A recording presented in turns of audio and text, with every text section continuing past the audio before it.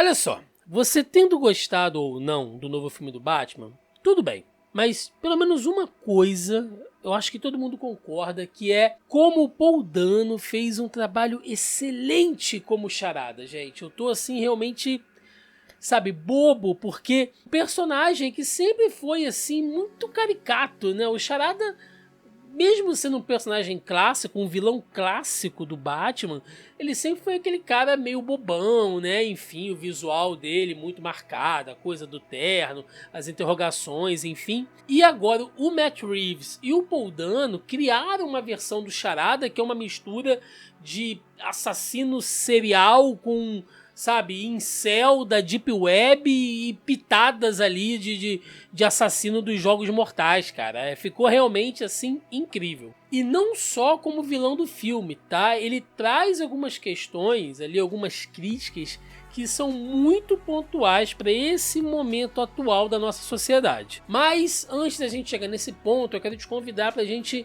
dar uma viajada aqui na história e nas motivações do Charada para tentar entender um pouco mais como a cabeça maluca e genial dele funciona. É importante que você saiba, né, caso você não saiba, foi lançado um quadrinho um pouco antes do filme chamado Before the Batman, que conta um pouco sobre o passado e a história dos personagens do filme, né? Esse quadrinho ele pega ali alguns anos do passado de Gotham até chegar realmente ali no ponto da história que a gente vai ver no cinema. E nesse quadrinho nós vemos ali o passado do Charada, né? Que era o pequeno Edward Nashton, que foi criado como órfão em um orfanato e assim, ele não teve uma das infâncias mais fáceis, não. O orfanato onde ele foi criado era realmente muito pobre, né? Tem uma parte ali no filme onde ele tá conversando com o Batman que ele fala que algumas crianças acordavam com os ratos mordendo elas, enfim. Então, realmente ele teve uma infância muito difícil, muito sofrida. E ele também era vítima de bullying dentro do orfanato, porque enquanto a molecada gostava de esportes e brincadeiras mais comuns, ele era um garoto muito quieto, muito introvertido e que gostava de música e quebra-cabeças, que a gente sabe que não são assim coisas muito populares entre a molecada. Foi então que ele começou a sentir uma pontinha de esperança quando o pai do Bruce, né, o Thomas Wayne, anunciou ali a sua candidatura a prefeito de Gotham City e durante a sua campanha ele falou sobre a criação do projeto Renovação, que era uma espécie de fundo monetário perpétuo para ajuda aos mais necessitados em Gotham. Inclusive pessoas ali, crianças, órfãos, como o próprio Edward Nashton. Aquilo encheu ele de esperança, foram feitas algumas matérias na época em cima disso, reportagens, enfim.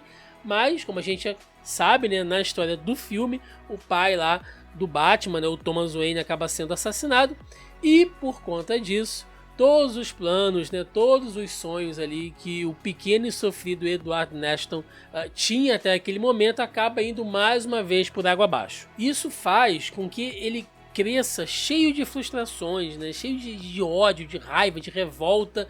Inclusive ele projeta na figura do próprio Bruce Wayne muito dessa raiva que ele sente, porque ele enxerga no Bruce um órfão como ele. Só que o Bruce é um órfão rico, né, que vive numa mansão, que tem um mordomo que atende tudo que ele quer e tal. Isso na visão, né, do Edward Nashton. Ele não se conforma com isso, né? Ele acha realmente que o mundo é muito injusto. Quando ele se torna um adulto, o Nashton, ele tem problemas assim de se relacionar em sociedade, sabe? Ele realmente não consegue muito ali do trato social com as pessoas em volta dele, mas ele consegue um certo reconhecimento ali, ele consegue se encaixar nas comunidades mais profundas e bizarras da internet, né? Como se fosse ali uma espécie de deep web e tal. Ele consegue ali se encaixar, ele consegue se conectar com outras pessoas que são solitárias como ele, que são problemáticas como ele, ou seja, que tem algo em comum, né? Mesmo que seja a desgraça, essas pessoas compartilham aquilo ali e vão formando uma comunidade. Foi então que ele resolveu trabalhar como contador forense, porque seria o mais próximo de trabalhar com alguma coisa como quebra-cabeças, né, como resoluções de problemas assim que ele teria na vida dele.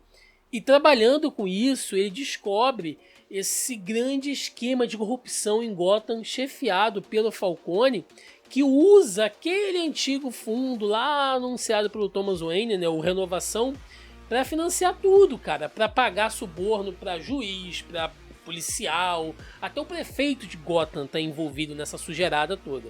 E isso vai revoltando o Edward cada vez mais, que, pô, ele vê, sabe, essa grana era para ter me ajudado, essa grana era para ter ajudado pessoas como eu, sabe, que sofreu pra caramba e tá sendo usada aí pra bancar toda a corrupção, toda a sacanagem que rola em Gotham, né? Isso foi deixando ele cada vez mais e mais revoltado, até que ele cria, né? Ele bola ali todo o seu plano envolvendo as pistas, as charadas, enfim, né? E os assassinatos e tal, e coloca em prática, e assim nasce o Charada como a gente conhece. E é nesse ponto que as coisas começam a ficar interessantes, porque o Charada fala em um determinado ponto do filme, né, já mais quase lá pro final, que tudo que ele fez foi inspirado no Batman, porque até então ele sabia que ele tinha que fazer alguma coisa, mas só quando o Batman surge, né, naqueles 2 anos de atividade dele ali em Gotham,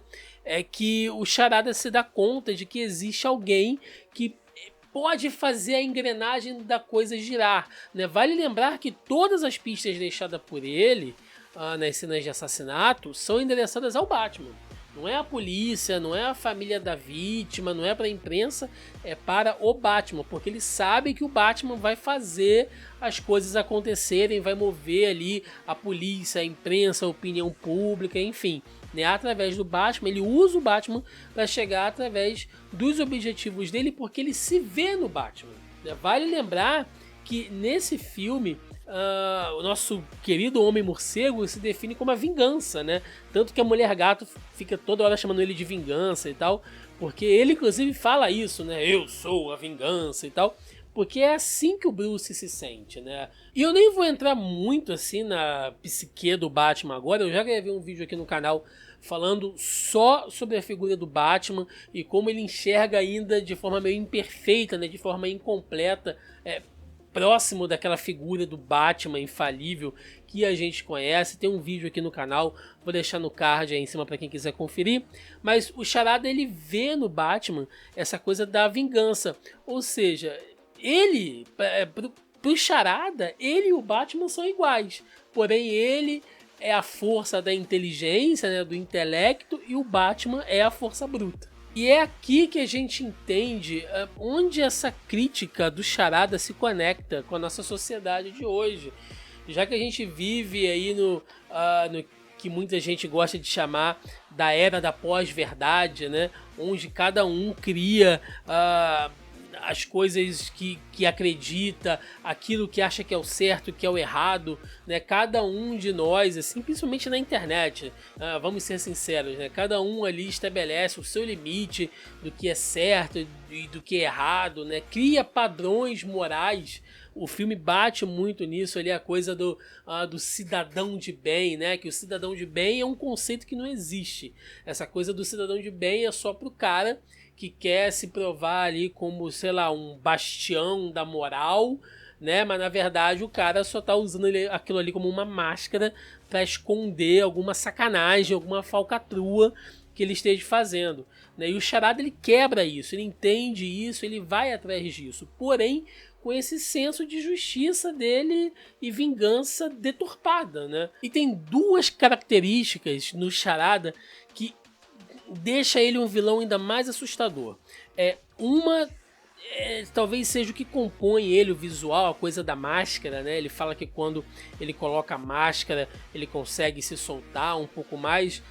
Lá no final do filme, quando ele deixa aquela gravação, a gente vê ali no cantinho, né, ali no chat, onde as pessoas estão interagindo com ele, elas falando que aquela máscara ali é uma máscara de uso militar, né, de uso tático, enfim.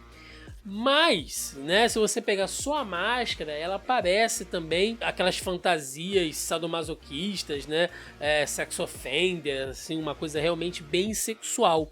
E o Charada, né, o Edward Nashton, quando ele está cometendo os crimes, se vocês repararem, ele está sempre ofegante, né? Talvez porque a máscara atrapalhe ele a respirar, também, mas vocês percebem que ele fica assim muito ofegante, sabe? Como se ele tivesse realmente excitado assim a ponto de ter um orgasmo, sabe? É isso, ele sente tesão naquilo que ele tá fazendo, mas não é assim um tesão só sexual, sabe? Ele se sente assim completo no ápice, aquilo agrada ele de uma maneira, aquilo completa ele de uma maneira, né? Que é uma coisa realmente de um cara psicopata. Né? Isso realmente deixa ele muito assustador. E outra característica também é que o Charada é um ninguém, gente. Sabe, o Charada é um cara comum. Quando eu digo que ele é um ninguém, é que ele não é um mafioso, ele não é um político, ele não é uma celebridade, alguém, sabe, influente. Não, ele é um contador. Ele é um cara normal, tipo eu ou você, que pode pirar um dia e sair fazendo um monte de merda. E é isso que acontece no mundo real, é isso que acontece no nosso mundo. Né? E é por isso que o Charada, mais uma vez, é tão assustador, porque a gente sabe, né? E isso não é novidade, que as pessoas surtam, né? A gente vê casos aí todos os dias, seja aqui no Brasil ou lá fora, de, sei lá, o cara que se achou injustiçado na vida por causa de alguma coisa, ou que quer se vingar, sabe? Ele quer projetar a revolta dele na sociedade de alguma maneira, seja por algum abuso que ele tenha sofrido, seja por alguma coisa que aconteceu na vida dele, ou simplesmente porque ele é doido, ele quer projetar isso e ele, sabe, banca o psicopata, pega uma arma e sai fazendo um monte de bobagem, cara. E às vezes eu sou um cara comum, às vezes é o caixa da lanchonete onde você almoça, sabe? Isso é o mais assustador, é você saber que isso pode partir de qualquer lugar. Então é por isso que eu digo que o Charada é realmente um vilão incrível nesse filme e é uma visão do personagem como eu nunca vi. Matt Reeves e Paul Dano estão realmente, ó, de parabéns. Um personagem repaginado que consegue trazer uma visão muito diferente e ainda assim fazer uma crítica tão pontual, tão direta, né, a esse mundo atual, esse momento atual que a gente está vivendo. É isso, agora eu quero saber a sua opinião, deixa nos comentários aí se vocês também gostaram do Charada do Paul Dano, quero muito saber a sua opinião e o que você achou do filme do Batman em geral. Deixa aí a sua opinião nos comentários, dê seu like ou dislike, o que você preferir e por favor se inscreva no canal que nos ajuda e nos incentiva bastante. É isso, gente, eu vou ficando por aqui, até a próxima e valeu!